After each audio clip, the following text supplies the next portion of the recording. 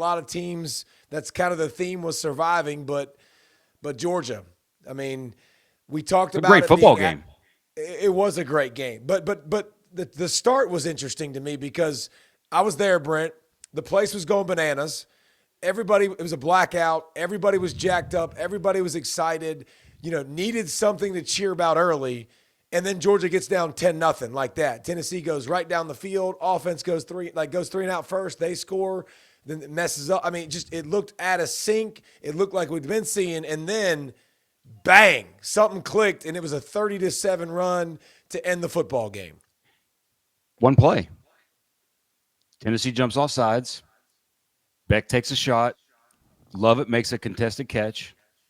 And then all of a sudden, it looked like the weight of the entire world was lifted off of the offense. It's like, oh, we can go make plays. And the confidence that you saw in Beck, because obviously, like, the first play of the game offensively for Georgia, you take a deep shot and it gets dropped. Like, again, like, it's one of those here we go again moments. But that play, to me, just borderline, because that was third down. And that's Tennessee gets the ball back up 10-0. I mean, they're rolling. Everything's going their way. Complete game changer of a play. Yeah, and it's fun to watch styles because styles make fights.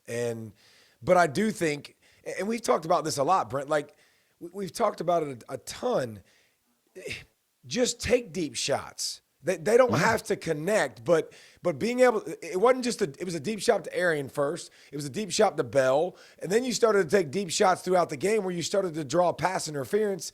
And that's what happens. When you take shots, defenders get antsy, they get handsy. If you look at Georgia's defense, they do the same exact thing. Yep. But man, what a statement for Carson Beck. Like, what an absolute statement. Like, that dude's been ridiculed, made fun of. So many people smiled or got upset with the smile at the end of the game, which I thought was ridiculous because I know exactly what I would do as a teammate if that was David Green and it was late in the game. I would literally walk over to him and be like, dude, I just crapped my pants. Like, I would have said something to make him laugh, like to get him out of his hole. And another thing, Brent, sneaky part about this game that needs to be talked about, Georgia ran a design quarterback run, but before that, Beck breaks 2 tackles in the pocket, stands strong, finishes a run with lowering his shoulder, another rushing touchdown late in the football game. If they would do that now down the stretch, this offense could get really good because you need that extra element. Running backs are banged up. Dude, you saw you saw Nitro on the field, Nitro Tuggle at wide receiver for really the first time extended minutes. Hello, tight ends. What? Welcome back. Welcome back to 12 personnel tight ends. Hey, did you know that Oscar Dell played for Georgia? Like, I mean, my goodness. Like, he's all of a sudden a big part. And so it all clicked at the right moment when they needed it most. And a lot of that was, I think, Tennessee's defense and how they play defense. But I will say, I about fell out of the chair. The dog came over and about jumped on me when I saw they ran a power read on third and like 2. They've never run that play in the 7 or 8 years that I've watched Georgia, been covering Georgia football. So, and Carson's not an elite athlete, but Carson's a really good athlete, and he makes one move and then gets north-south. That's all you got to do. And listen, when that can be an answer on third and short, and you ran a jet sweep to Bell, and like just a little bit more creativity too, which throughout a game, 0 sacks was also a difference. Let's be honest. We talked about it. Nobody's going to be successful when they don't have time like they did last week. Ole Miss ate Georgia up front, and you switch. Green is no longer at left tackle, and I think Fairchild 57 went to left tackle. 53. No, Freeland played the whole game. Played really well. They protected Carson. They went play action a lot. A lot on early downs. He was under center a lot, which was different. But it was just a good time to have a good day. And you look at Georgia, and this is why we talked about it this week. I mean, I think there's 7 teams that can win this thing, and Georgia's one of them. And what gets really interesting to me now is the Tennessee 2-loss comparison with Bama, with everybody else, for gosh sakes. Like, it's gonna be madness. The numbers game of it.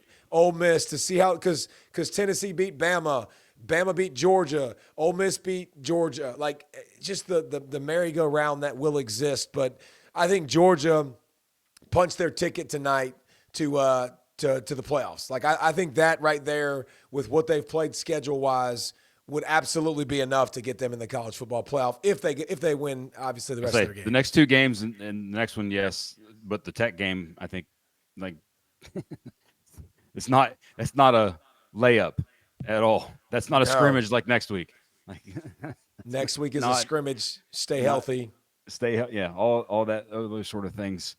But I'm going to pat myself on the back a little bit here. So right before the game, I think it was on Friday, I put it on our message board, but I also tweeted it out.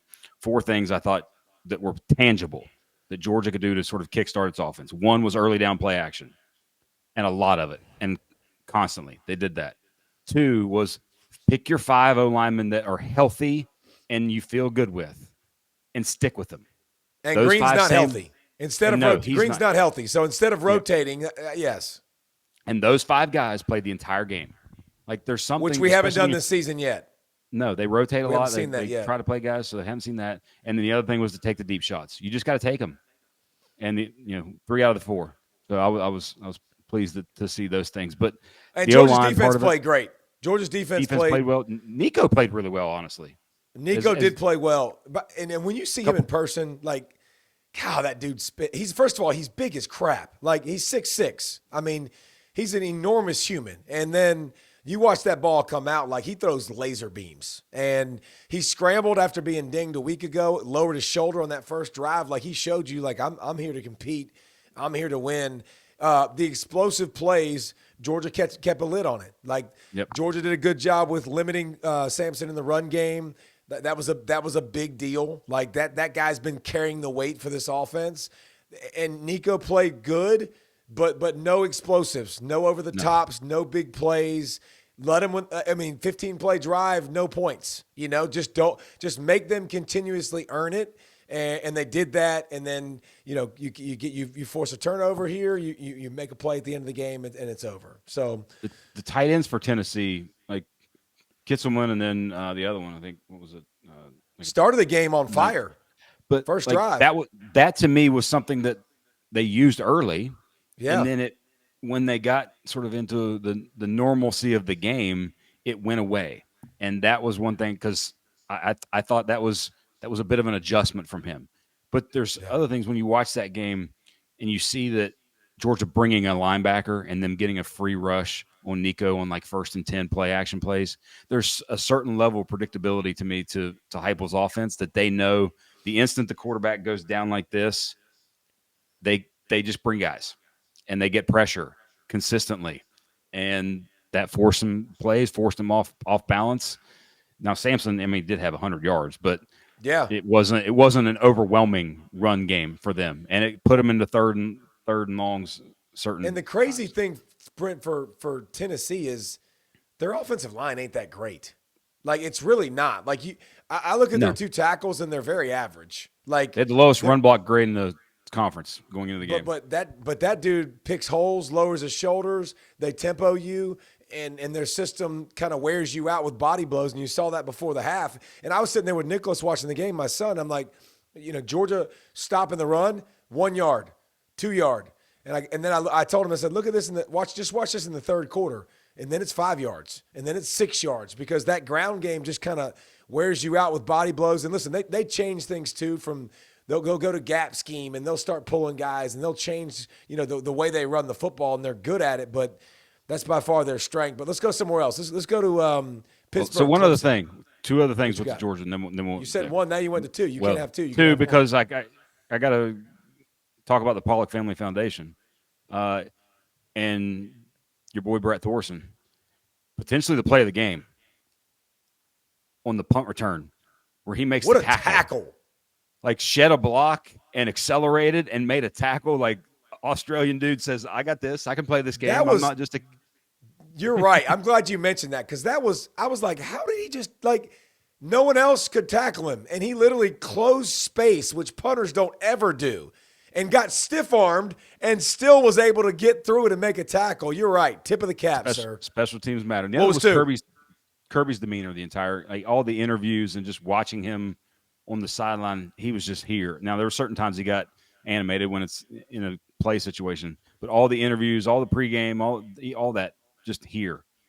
And it's almost like he's like, okay, we are what we are. We're going to go do what we do, and the chips fall where they may. And I'm going to be here for my team and believe in my team the rest of the way. And I thought his energy, you could tell, sort of was a calming thing within their game. And last thing, and I promise we'll get to Clemson, Pittsburgh. I also think Georgia mixed in tempo exceptionally well. Like even late in the game, you could tell they didn't want to go slow. Like with 7 minutes, 8 minutes left, they got the ball, a little bit backed up, and they still went in tempo when a lot of things are telling you to slow down when you get in, especially when they started to get in that 4-minute offensive situation and stayed aggressive, passing the ball to the tight end in the flat. Like that's still another thing where you could have just ran it and took the field goal. So kudos to them. I thought Clemson looked dead. What are you pointing at, Brent? Look how dirty Nico's jersey was compared to Beck's. That's a very valid point. Sean there. It is. They protected 0 sacks for Beck, and he ran the football exceptionally well. Frazier did good, but great get right game for them. Great get right game.